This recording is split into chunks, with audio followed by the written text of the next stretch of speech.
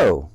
Today's story is called The Grasscutter, and we follow Jimmy as he cuts grass and meets a fateful end. The Grasscutter. Jimmy could mow him some grass. He mows that grass. He's a real grass mower. He can grow mass. He can mow grass with one arm tied. Jimmy salvoed, gripped an old Milwaukee in his left hand and steered the Black Murray riding mower with his right. He could mow grass in his sleep. Flat on his back, Jimmy coughed deep. A thick wad of insure streaked hawk clung to his teeth and sprang back onto his chin. Goddamn everybody. His Granny Nan reached over and wiped at the gob with a Kleenex. Jimmy scowled and thrashed his head from side to side.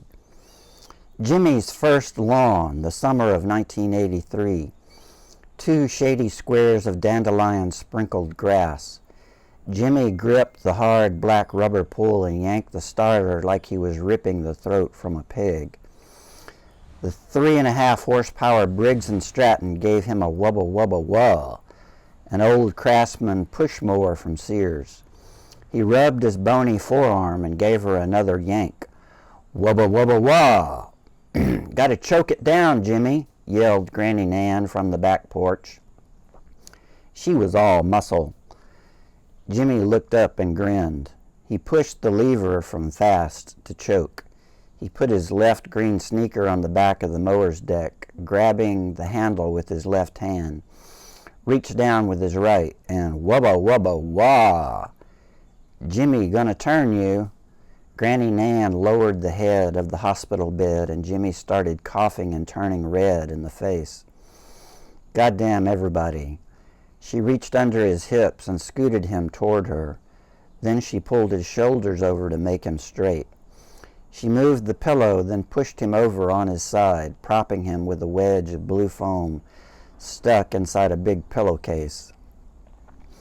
A load of laundry spinning in the washroom behind the kitchen shook the floor and rattled pennies in the ashtray. She put a pillow between his red knees and another between his red ankles. She walked around to the foot of the bed and cranked his head up to keep the phlegm from choking him. It was the day before Jimmy's birthday, 2 years since the accident. A peal of thunder cracked, followed by a white flash. She'd have to mow the yard on his birthday. Goddamn everybody.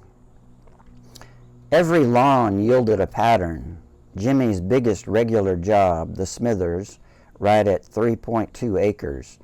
The acre below the garden next to the lake always worked itself into the shape of a whale. Most yards were just squares that got smaller, like his Granny Nan's. Jimmy didn't like discovering new patterns, which sometimes happened by accident. When the Kivers lost a pecan tree, a monkey head turned into a pumpkin. It took him a whole summer to get used to it. Jimmy remembers Grandpa Bert getting up at 5 to go to the pipe shop. He was all muscle, too. When Jimmy's mother swallowed rat poison and bled to death, he was just a tot.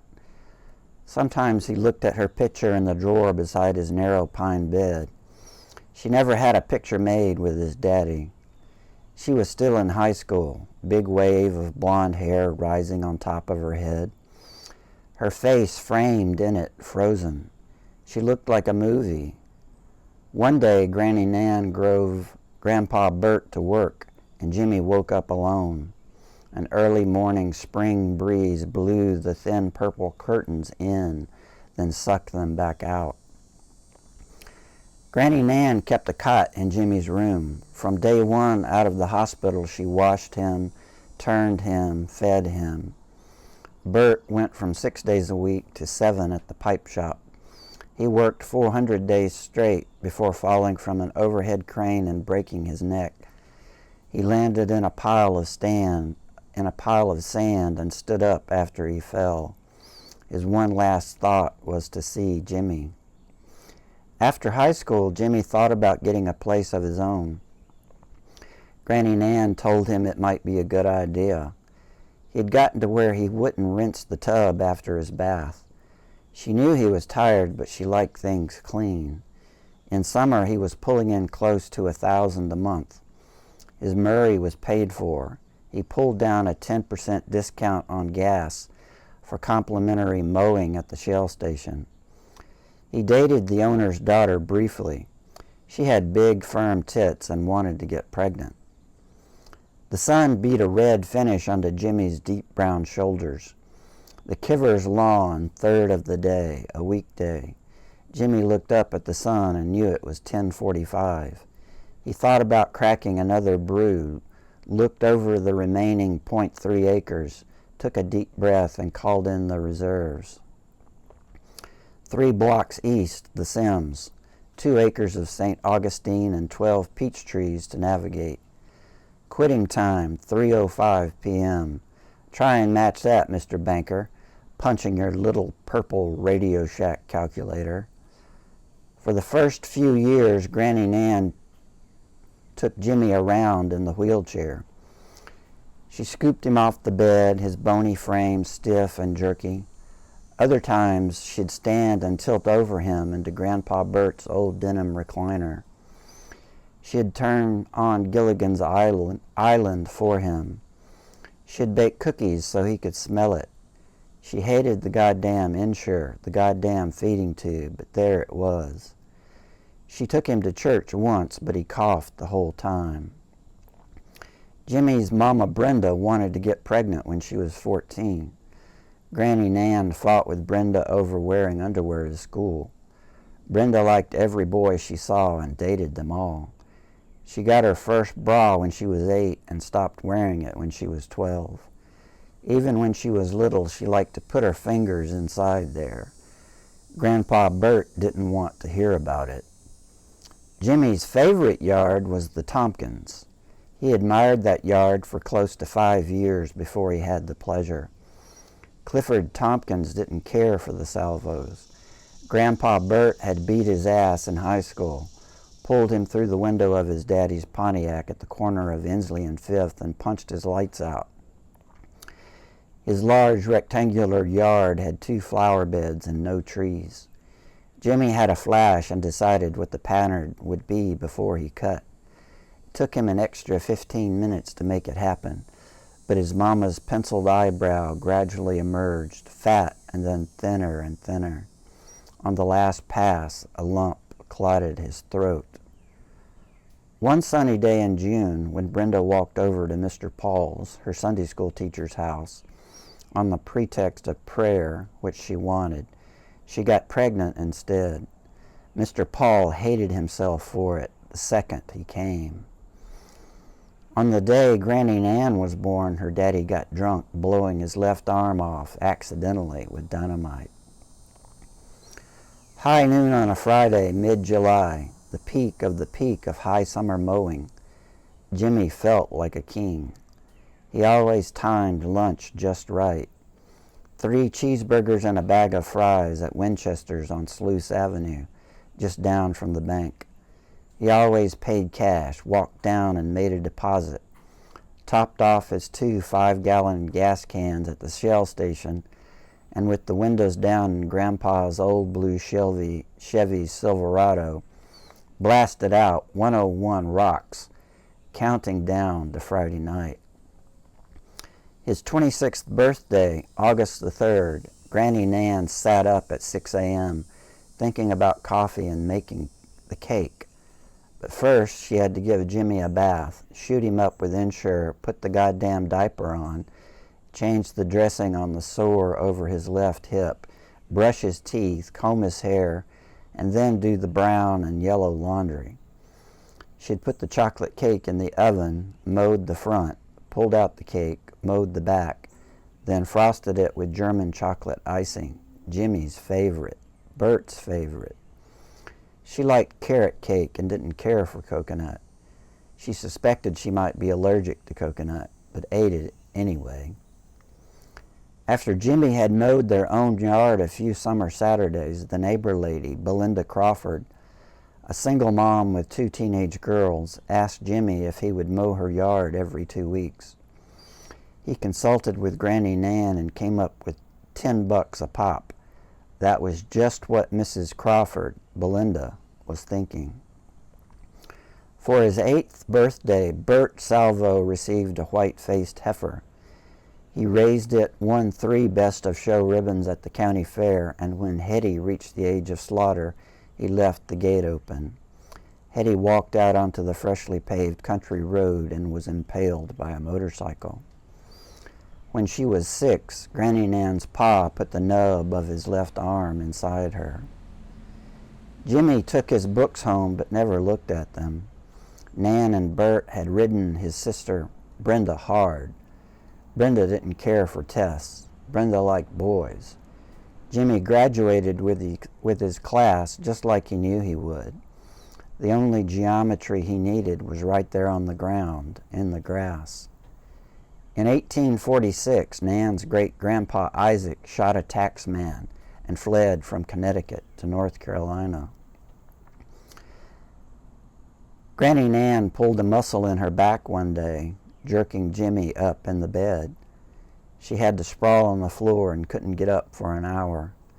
After the accident, she had told the church people to go fly a kite, and they did. Nan's grandmother, Sissy, Granny Sis, was the kindest woman in the world. She sat in a yellow armchair and nodded most of the day. "The Lord promised us bread and water," she'd say, pressing a tissue to her cold sores. Belinda Crawford took to sunbathing in the backyard while Jimmy mowed. She'd lie on her back and undo the strap on her top. Jimmy mowed the front yard first with a big hard-on in his shorts. He had pushed the mower around back, his whole middle aching. Jimmy could see where she shaved. Usually, Bert got his day off on Sunday and took the family to church. He liked sitting still, the quiet and the cool. The preacher's words just washed over him like soap suds. He had been baptized when he was 10, so that was done. Jimmy tried the guitar for a while. He thought he might like to be in a band. The chord book from Kmart annoyed him, though. He didn't like the idea of his fingers moving sight unseen. When he got a shot at the doctor's, he always had to watch. The tax man didn't like his job. He was just saving up to get married. It was straight-line winds that came through on the tall end of Hurricane Agnes that knocked over the pecan tree. Jimmy helped Mr. Kiver saw it up into firewood and burned the branches in a hot, popping fire. When he looked into the fire, he felt heat and sadness. Brenda could have used an older brother to show her how stupid boys could be. Bert's health insurance stayed in effect after he died. Nan got half of his pension and her Social Security. The visiting nurse came twice a week, all the insurance would pay for. She showed Nan how to apply Vaseline to Jimmy's jewel sack to keep it ulcer-free. Mostly the nurse just rubbed Jimmy's head and talked to Nan. Mr. Tompkins kept a fridge full of beer in his walk-in basement. "Help yourself," he told Jimmy, and he did. Bert and Nan married in Gatlinburg. They hadn't had a vacation since. Bert's brother Sam got Bert the pipe shop job. When Sam heard Jimmy was mowing lawns and drinking beer, he called Bert.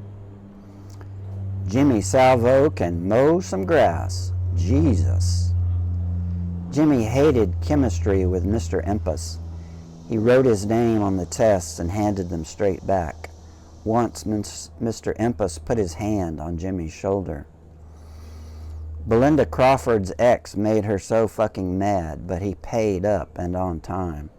He had missed a payment the first Christmas, but he wouldn't do that again. She liked for Jimmy to give it to her in the ass. The tax man, Nathaniel Ledbetter, fell in love with an Indian girl from the Mashantucket Pequot tribe. His father pointed a rifle at his chest and told him to make a decision, which he did. The cheapest diapers in town were at the Big K. Nan paid Belinda Crawford's youngest daughter, Stacy, to sit with Jimmy while she bought Ensure and diapers. Stacy wouldn't touch the catheter bag. She could hear the pee dripping in there.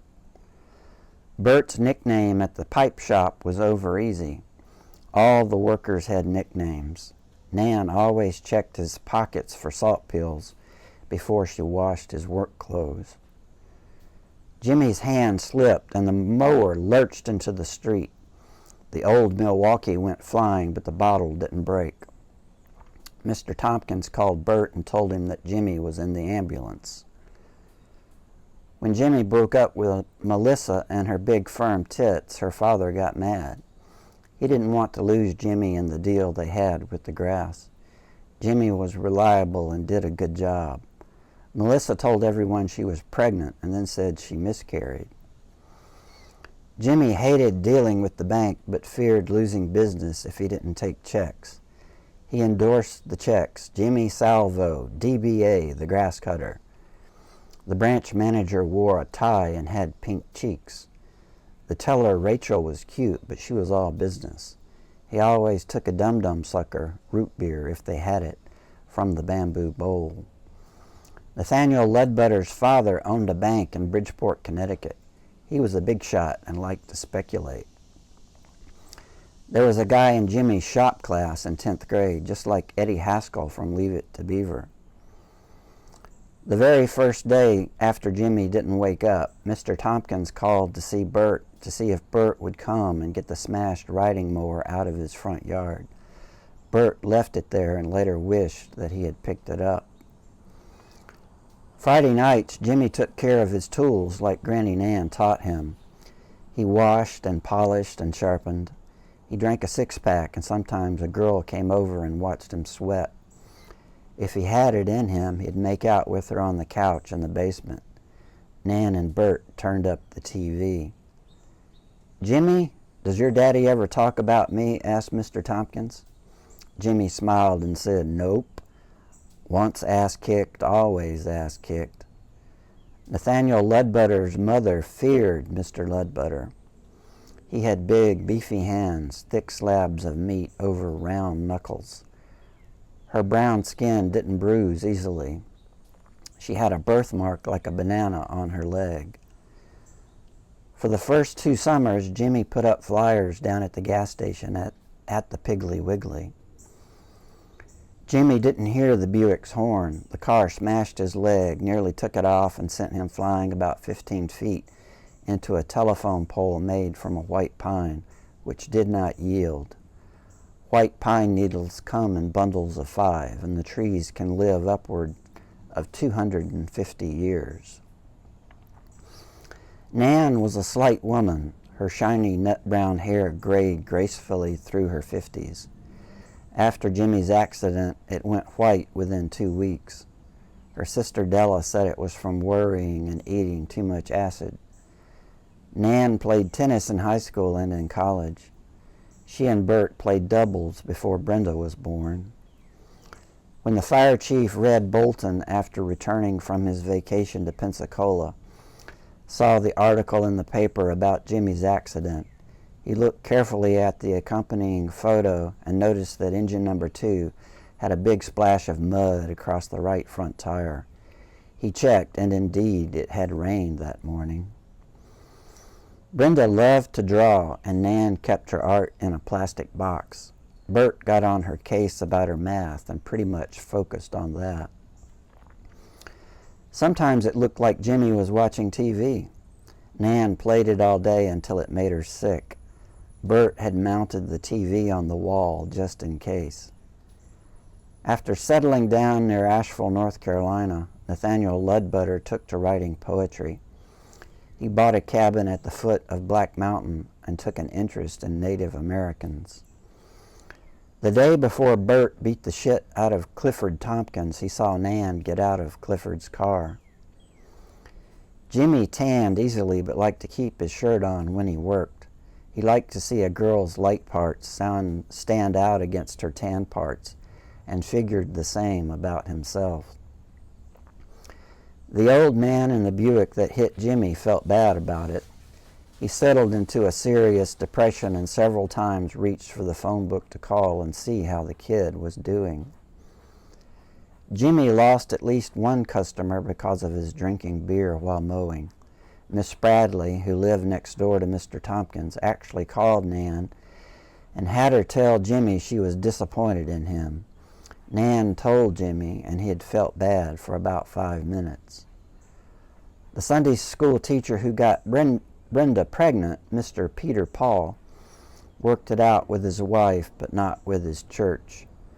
The pastor found some raunchy pictures on Peter's laptop after the fact and called the police.